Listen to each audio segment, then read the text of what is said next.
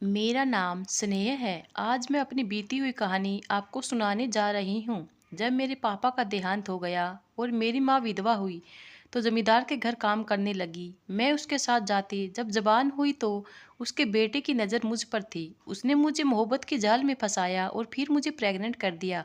कयामत जब टूटी, जब पता चला कि उस लड़के ने मेरा नाम स्नेहा है। मेरे पापा बचपन में इस दुनिया से चले गए। पापा के मरने के बाद मेरे परिवार वालों ने मेरी माँ को घर से बेदखल कर दिया। ससुराल से निकालने जाने के बाद मेरी माँ ने अपने मायके का दरवाज़ा खटखटाया।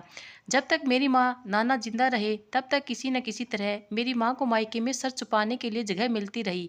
बाद में इस घर में भी मेरी माँ की हैसियत किसी नौकर से कम नहीं थी, लेकिन फिर भी यह था कि सर छुपाने की छत थी। लेकिन जैसे ही मेरे नाना का देहांत हो गया, तो उसके तीसरे दिन ही हमको भी अपना कोई बंदोबस्त करने का कह दिया गया। मेरी माँ अपने पापा की मौत से दुखी से ही नहीं निकल पाई थी कि उनके सर पर एक नई मुसीबत। अब मेरी माँ ने मेरे मामा से लाख मन्नतें की कि कम से कम नाना की 10वीं तक हमको घर में रहने देंगे, लेकिन हमको तीसरे दिन ही घर से निकाल दिया गया। मेरी माँ मुझे लेकर गांव के बड़े जमींदार के घर पर आई और उसे पनाह मांगी। उसने हमें सर छुपाने के लिए थोड़ी जगह दे दी कि मेरी माँ उसके जानवर का बाड़ा साफ किया करेगी और साथ ही इसके घर के सारे काम काज भी किया करेगी। बदले में वह हमको 2 वक्त की रोटी दिया करेगा और रहने को जगह भी दे देगा। हम उस वक्त जिस किस्म के हालात से गुजर रहे थे, हमारे लिए यह भी बहुत बड़ी बात है कि हमें रहने के लिए जगह मिल गई और सर छुपाने की छत। हम वह सारी शर्त मान ली और मेरी माँ इस घर में घरेलू नौकरानी की हैसियत से रहने लगी। मेरी माँ बहुत शरीफ और संस्कारी महिला थी। जमींदार ने उन्हें कई बार बहाने से अपनी हवस का शिकार बनाने की कोशिश की, लेकिन ऊपर वाले ने मेरी माँ को सुरक्षित रखा। हम लोगों को हवेली में सुबह 9 बजे के बाद दाखिल होना होता था, क्योंकि उससे पहले घर के सारे लोग सो रहे होते थे। मेरी माँ थी कि सुबह 5 बजे उठ जाती थी। हर कामों से फुर्सत होकर हम लोग हवेली में चले जाते थे। वहाँ के लोगों को नाश्ता करवाते। अगर कुछ बच जाता तो वहीं से खुद भी नाश्ता करते। इसके बाद वहाँ जाकर दोबारा काम शुरू कर देते और फिर वहाँ से हमारी वापसी रात खाना खाकर होती।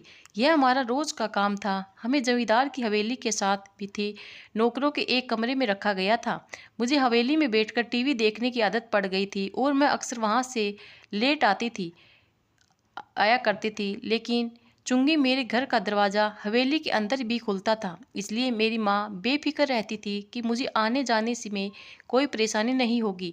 लेकिन मेरी माँ इस बात को लेकर बहुत परेशान थी कि जमींदार या उनके बेटे का किरदार अच्छा नहीं था। वह अक्सर मुझे बच के रहने को कहती थी, लेकिन मैं अपनी माँ की बात को नज़रअंदाज करके टाल देती थी। टीवी देखते ही जब मैं जवान हुई, तो जिस तरह आजकल का कल्चर ड्रामा में दिखाया गया था, उसे देखते हुए मुझे भी जमींदार की बेटी में दिलचस्पी पैदा होने लगी। यहाँ तक कि मैं उसके अपनी अदाएं दिखाकर अपनी तरफ खींचने लगी। मैं यह सब कुछ अपनी माँ और हवेली की बाकी लोगों को छुपाकर करती थी, लेकिन कहते हैं ना, इसको माँ सबसे पहले अपनी माँ को पता चल जाता है। मेरे साथ भी ऐसा ही हुआ। मेरी माँ को मुझ पर शक हो गया और फिर उन्होंने मुझ पर नज़र रखना शुरू कर दिया। यहाँ तक कि उन्होंने मुझे रंगे हाथों पकड़ लिया। मगर अब मामला मेरी माँ के कहने से बहुत आगे निकल चुका था। जमींदार को के बेटे को भी मेरे में दिलचस्पी पैदा हो चुकी थी। वह भी अक्सर मौके की तलाश में रहता था और जैसे ही मौका मिलता था मेरे करीब आ जाता था।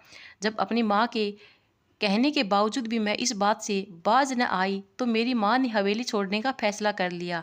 लेकिन मैंने माँ के साथ जाने से साफ इनकार कर दिया। जब मेरी माँ को और कोई सूरत नज़र नहीं आई, तो उसने जमींदार साहब यानी जमींदार की उसकी बेटे की और मेरी हरकत की शिकायत जमींदार से कर दी। सब ने मेरी माँ से कहा कि तुम मेरे हाथ ना आई, लेकिन मेरे बेटे के हाथ जो चीज़ आई है उसे तू आने दे। हमारा भी कुछ हक है। तुम लोगों ने हमारा नमक खाया है। जब मेरी माँ के पास और कोई चारा नहीं रहा, तो उन्होंने मुझ पर सख्ती करना शुरू कर दी। मेरी माँ ने मुझ पर सख्ती की तो मैं रोती हुई मैंने माँ की शिकायत अपने आशिक से कर दी। मेरी आशिक नहीं, मेरी माँ पर झूठी रिपोर्ट दर्ज करवा कर चोरी के केस में मेरी माँ को जेल भिजवा दिया। माँ का साया सर से उठ जाने के बाद मुझे किसी किस्म की कोई रोक ना रही और मैं गुनाह की दलदल में दस्ती चली गई। यहाँ की मैंने मोहब्बत की लालच में आकर एक नाजायज बच्चे को भी जन्म दे दिया, मगर उसके बावजूद मेरे सर से मोहब्बत का भूत ना उतरा और मैं इस गुनाह के खेल को खेलती रही। आखिरकार जमींदार के बेटे ने मुझसे मुंह मोड़ लिया। अपने महबूब के यूं मुंह मोड़ लेने पर मैं बहुत दुखी हुई और बच्चा जिसे मैं बगैर शादी के जन्म दिया था वह मुझसे छीन लिया गया। जमींदार के डर की वजह से गांव में से किसी ने मुझे कोई हमदर्दी न दी। मेरी माँ हमदर्द जो मेरी माँ थी वह जेल में कैद थी। गांव के सारे लोगों और अपने रिश्तेदारों से भीख मांग लेने के बाद जब और कोई रास्ता नजर ना आया तो मैं दोबारा इस जमींदार के घर पर आई और फिर खुद को उसके सौंप दिया। पहले जमींदार का बेटा मुझ पर अपनी हवस मिटाता रहा, उसके बाद फिर जमींदार ने मुझे नोचना शुरू कर दिया। जब जमींदार का दिल भी भर गया तो उसने मुझे हवेली के एक नौकर से शादी कर दी और उसके सख्ती से कह दिया कि मुझे हवेली में ही रखा जाए, कहीं बाहर न जाने दिया जाए ताकि मैं कहीं भाग न जाऊं और जब चाहे उसके बेटे का दिल हो उसके लिए एंजॉय का सामान बन सकूं। 2 साल तक मैं ऐसी जिंदगी गुजारती रही। इसके बाद उसका मन भर जाने पर मेरे पति को हवेली से निकाल दिया गया। मैं जो अभी जवानी की उम्र में थी लेकिन जिंदगी के बहुत सारे रंग देखकर समझदार हो चुकी थी, मगर अब मेरी समझदारी मेरे किसी काम न आई। मेरा पति मुझे एक जुए में हार गया। अपने पति के बाद एक दूसरे के पास चली गई, फिर वहाँ से तीसरे और फिर पता नहीं कितने मर्दों की मैं हवस मिटा चुकी थी।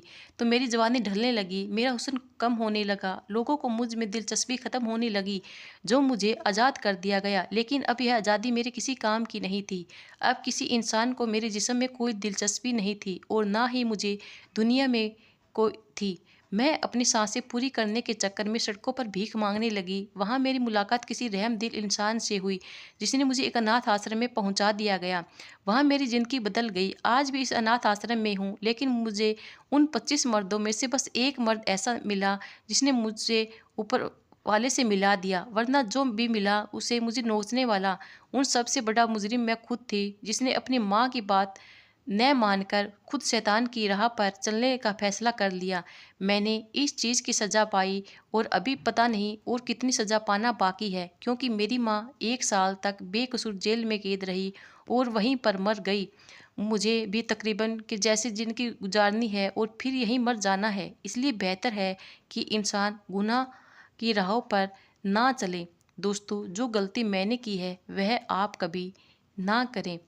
दुनिया में माँ के सिवाय कोई अपना नहीं होता। धन्यवाद।